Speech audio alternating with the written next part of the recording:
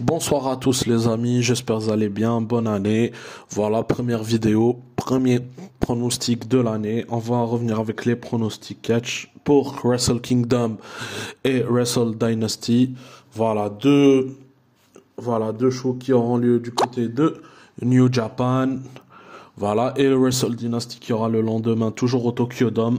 Voilà, un show commun entre AEW, New Japan, Stardom, Ring of Honor et tout ça. Enfin bon, je crois. Bon, on va en parler faire les pronostics rapidement parce qu'il y en a que je vais pas vous mentir, ça fait longtemps que j'ai pas suivi AEW et New Japan. Je ne commence que depuis hier à revoir les programmes d'AEW. Voilà, j'ai vu quelques recaps sur Internet et tout de ce qui s'est passé, donc j'ai quelques petites idées.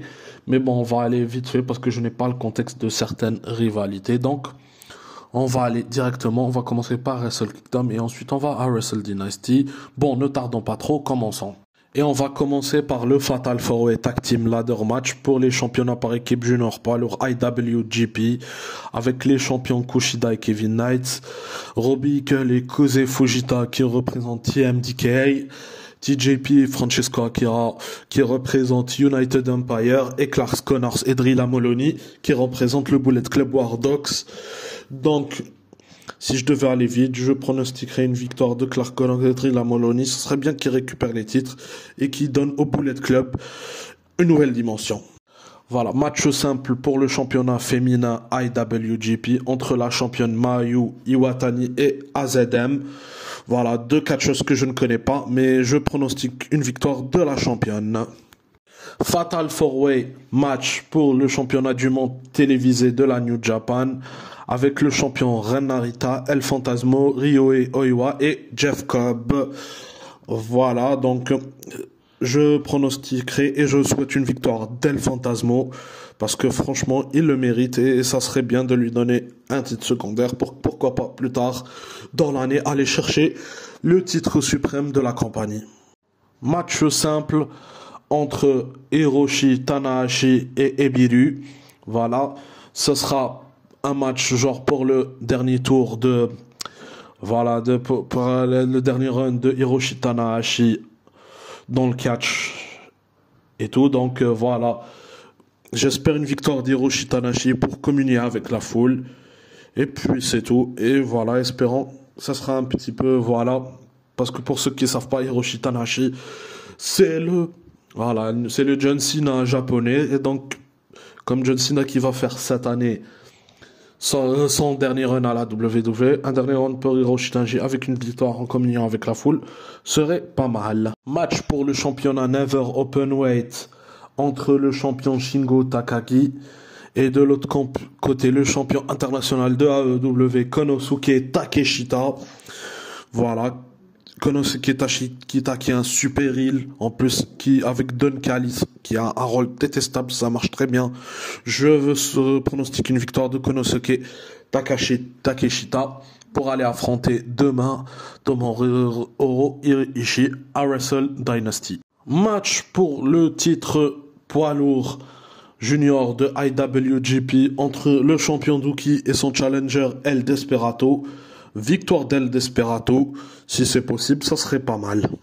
Match pour le championnat global poids lourd IWGP entre le champion David Finlay, qui est aussi le leader du Bullet Club, contre son challenger Yota Tsuji. Bon, je pronostique une victoire de David Finlay, il conservera son titre pour perdre le lendemain à Wrestle Dynasty. Voilà, j'ai oublié contre qui, mais on le verra après et on en parlera. Match simple entre Tetsuya Naito, leader de Los Ingobernables de Japón, contre son adversaire Hiromu Takahashi, qui est son rival en ce moment, je crois. Voilà, Hiromu Takahashi, je crois qu'il a tourné il et tout. Mais bon, j'espère une victoire de Hiromu Takahashi pour, voilà, mettre en avant pour mettre en avant les jeunes catcheurs, et puis c'est tout ce que j'ai à dire. Et on arrive avec le main event pour le championnat du monde poids lourd IWGP, le titre suprême de la New Japan, avec le champion et leader de TMDK, Zack Sabre Jr. et aussi vainqueur dernier du J1 Climax, qui, pour vous dire, est le deuxième gaijin non japonais a gagné cette récompense contre son challenger Shota Umino. Voilà, Zack Sabre Jr. qui n'avait pas attendu jusqu'à Wrestle Kingdom et qui a utilisé son opportunité pour prendre la ceinture à Tetsuya Naito, et c'est ce qu'il a fait depuis quelques temps. Voilà, il est champion poids lourd et tout. Voilà, Shota Umino qui est dans un rôle de face plutôt pas mal. Voilà, espérons quelque chose. Moi, je pronostique une victoire de Shota Umino. Voilà, même si j'aime bien Zack Sabre Jr., ça serait pas mal qu'il perde le titre. Comme ça, il se lancera dans d'autres histoires, et aussi même ça laissera le titre suprême un petit peu tourner, avoir de meilleures histoires.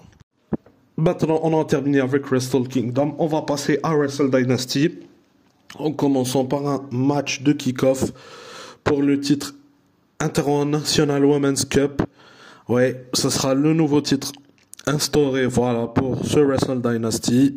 Je crois que ça va être comme les Crown Jewel et les trucs André de Giant, voilà. Ce sera juste, je pense pas qu'il y a un shot ou pour un titre quel que soit, ou que ça te dit, voilà. Ça peut juste, mais j'espère juste que ce tournoi sera mieux, voilà, mieux fait. Comme ça peut donner une opportunité pour celui qui gagne de partir. Bon, ce sera l'International Women's Cup entre Persephone de CMLL, Momo Anatabe de Stardom, Willow Nightingale d'AEW et Athena de Ring of Honor. J'espère une victoire de Willow Nightingale, voilà, histoire qu'elle ait un push encore plus cool que celui-ci. Voilà, même si elle a eu un run cool depuis quelques temps, mais j'espère qu'elle retrouvera un meilleur run avec ça et qu'elle passera au truc suivant, au titre Women's de AEW. Autre match de kick-off pour les championnats du monde par équipe de la Ring of Honor entre les champions Dustin Rhodes et Sammy Guevara et leur challenger Yoshinobu Kanemaru Esho. Voilà, j'espère une victoire de Yoshinobu Kanemaru Esho, voilà, histoire de bien tourner les titres Ring of Honor. Bon, même s'ils sont à New Japan, voilà, de mieux les utiliser, pourquoi pas revenir du côté de Ring of Honor, voilà, pour créer des histoires intéressantes. Maintenant, on rentre dans la carte principale pour un match de unification entre le titre Strong féminin de New Japan et le championnat féminin de Rev Pro. Voilà, avec la championne Rev Pro Mina Shirakawa et la championne Strong Mercedes Moné. J'espère une victoire de Mercedes Moné. Voilà, comme ça augmentera plus son aura de CEO avec le titre TBS Strong et le titre Rev Pro féminin, pourquoi pas.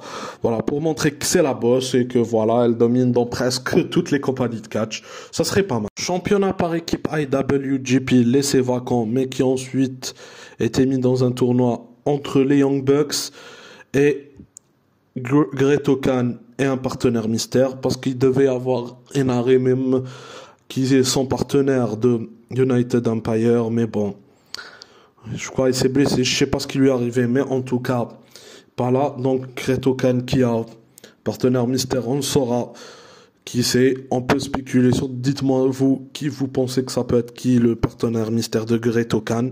Voilà, mais j'espère une victoire des Young Bucks pour montrer leur domination bien dehors de AEW, voilà, qui sont l'élite, et que voilà, et qui ne dominent pas seulement qu'à AEW, mais aussi dans les autres compagnies qui sont en partenariat avec AEW, New Japan, Ring of Honor et tout ça, pour montrer, voilà, que c'est les EVP, voilà, qui sont dans un rôle comme ça, genre un peu comme l'autorité, ils font ce qu'ils veulent et tout. Voilà, hâte de voir ce que ça va donner comme match, mais je pense que ça peut donner un banger. Match pour le titre Never Openweight de New Japan avec le challenger Tomohiro Ishii qui affrontera soit le vainqueur entre Shingo Takagi ou Konosuke Takeshita. Voilà, je vais pas vous mentir, j'ai envie d'une victoire de Tomohiro Ishii, comme ça si genre Konosuke Takeshita, genre voilà, il prend le titre, mais finalement il a gardé qu'une journée, voilà, et Tomohiro Ishii, voilà, il montre que c'est pas un petit gars de AEW qui va prendre, voilà, ou Shingo Takagi, ça dépend qui, on verra ce que ça va donner, mais je pronostique une victoire de Tomohiro Ishii qui prend le titre Never Openweight. 1 contre 1 entre Yota Tsuji et Jack Perry, voilà, une victoire. avant de donner mon vainqueur, si, bien sûr, écrit que si Yota Tsuji prend le titre à Finlay lors de Wrestle Kingdom, il le défendra dans ce match-là pour Wrestle Dynasty. Moi, mais je pronostique une victoire de Jack Perry parce que comme ça, si peut-être Yota Tsuji prend le titre, voilà, ça peut donner à Jack Perry aussi, comme il est membre de l'élite, et aussi de l'élite et aussi qu'il a un contrat avec New Japan. Voilà, que Jack Perry, voilà, c'est le scapegoat, voilà, c'est le petit con, voilà, vous voyez ce que je veux dire. Jack Perry prend le titre et ça peut donner quelque chose d'énorme. Match encore 1 contre 1 entre le leader du Bullet Club War Dog, David Finlay, et le membre de House of Black, Brody King. Voilà, si je devais pronostiquer un vainqueur, c'est Brody King. Aussi, si bien sûr David Finlay avait dit aussi que bien sûr même pour ce match, si aussi David Finlay conserve le titre, bah ça il défendra ce match pour le titre. En tout cas, un des deux matchs là que j'ai cités peuvent être un match pour le titre. Et donc ça serait bien une victoire de Brody King qui peut prendre le titre global poids lourd, et voilà, parce que je sais que Brody King est aussi avec New Japan.